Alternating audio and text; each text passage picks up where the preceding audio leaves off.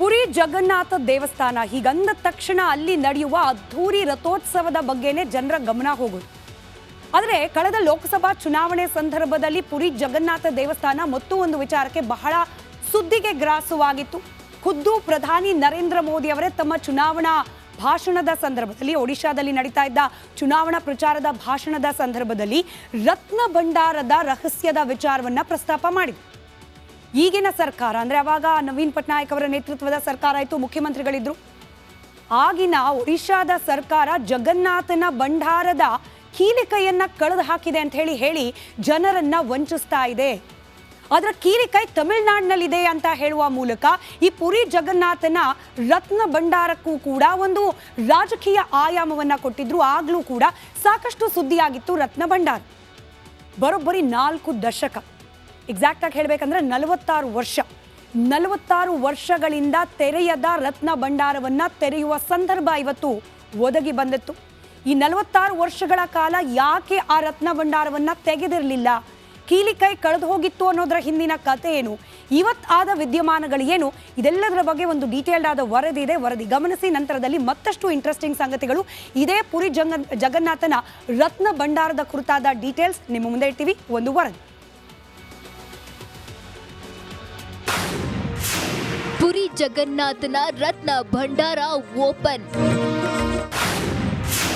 46 ವರ್ಷಗಳ ಬಳಿಕ ಸಿಕ್ಕಿದ್ದೇನು ಗೊತ್ತಾ?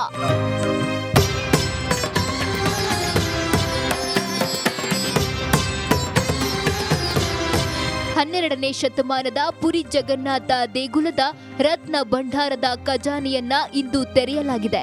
ಧಾರ್ಮಿಕ ವಿಧಿವಿಧಾನಗಳನ್ನ ಕೈಗೊಂಡು ಭಂಡಾರದ ಬಾಗಿಲನ್ನ ತೆರೆಯಲಾಗಿದೆ.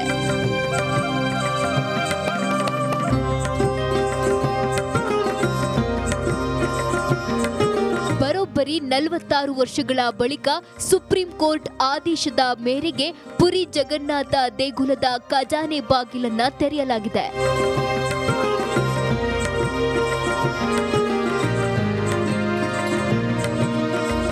ರತ್ನ ಭಂಡಾರದಿಂದ ಪುರಿ ಜಗನ್ನಾಥನ ಕಿರೀಟ, ಕೈ ಒಡವೆ, ಕಾಲಿನ ಒಡವೆಗಳನ್ನ ಉಸ್ತುವಾರಿ ಸಿಬ್ಬಂದಿ ಸುರಕ್ಷಿತವಾಗಿ ಹೊರತೆಗೆದಿದ್ದಾರೆ.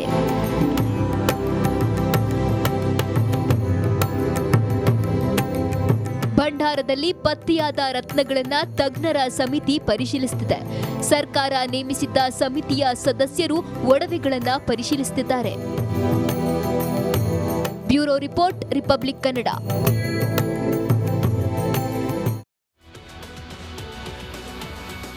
ನಮ್ಮ ದೇಗುಲಗಳು ಅಪಾರವಾದ ಸಂಪತ್ತಿನ ಕೇಂದ್ರವಾಗಿರ್ತಾ ಇತ್ತು. ರಾಜರ ಆಳ್ವಿಕೆ ಇದ್ದ ಸಂದರ್ಭದಿಂದಲೂ ಕೂಡ ರಾಜರು ಹಾಗೆ ಸಾಮಂತ ಅರಸರು ದೇವಸ್ಥಾನಗಳಿಗೆ ಯಥೇಚ್ಛವಾಗಿ ಸಿರಿ ಸಂಪತ್ತುಗಳನ್ನು ದಾನವಾಗಿ ಕೊಡ್ತಾ ಇದ್ದ ಸಂಪ್ರದಾಯವಿದೆ.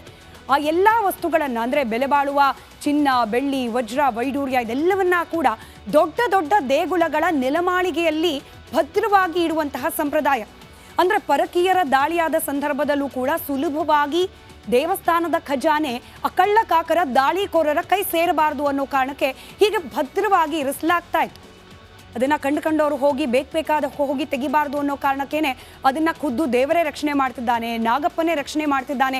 ಈ ರೀತಿಯ ಕಥೆಗಳು ಜಾನಪದವಾಗಿ ಅಂದ್ರೆ ಜನರ ಬಾಯಿಂದ ಬಾಯಿಗೆ ಹರಡಿದ್ದನ್ನ ಕೂಡ ಗಮನಿಸಿದ್ವಿ. ಇಲ್ಲೂ ಕೂಡ ಅಂದ್ರೆ ಪುರಿಯ ಜಗನ್ನಾಥನ ರತ್ನ ಭಂಡಾರವನ್ನು ಕೂಡ ಖುದ್ದು ಆದಿಶೇಷನೇ ರಕ್ಷಣೆಗೆ ನಿಂತಿದ್ದಾನೆ ಅನ್ನೋ ಮಾತಿತ್ತು.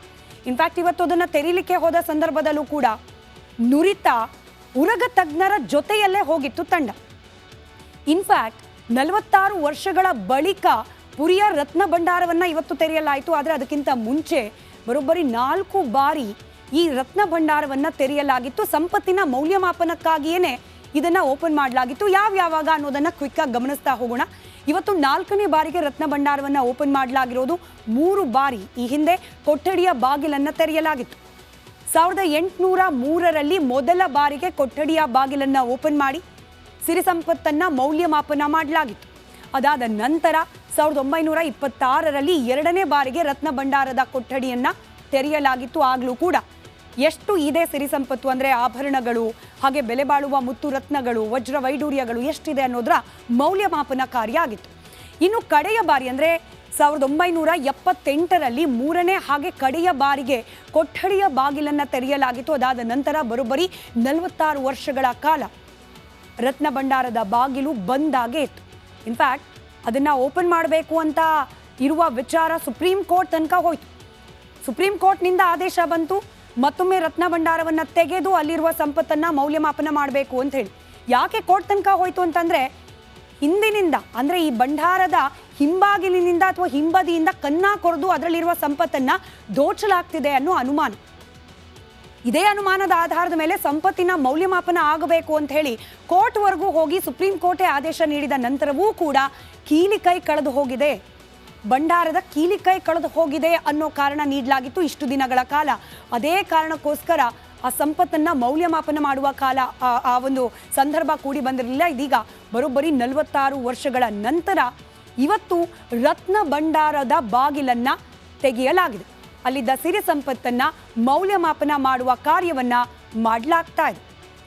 ಇನ್ನು ಈ ಪುರಿ ಜಗನ್ನಾಥ ದೇಗುಲಕ್ಕೂ ಕೂಡ ಅದರದೇ ಆದ ಭವ್ಯವಾದ ಐತಿಹ್ಯ ಇದೆ.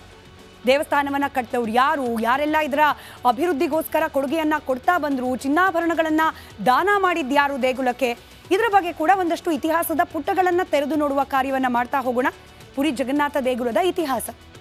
ಕ್ರಿಸ್ತಶಕ 1150ರಲ್ಲಿ ಒಡಿಶಾದ ಸುತ್ತ ಗಂಗರ ಆಳ್ವಿಕೆ ಇದ್ದ ಸಂದರ್ಭ. ಆಗ ರಾಜ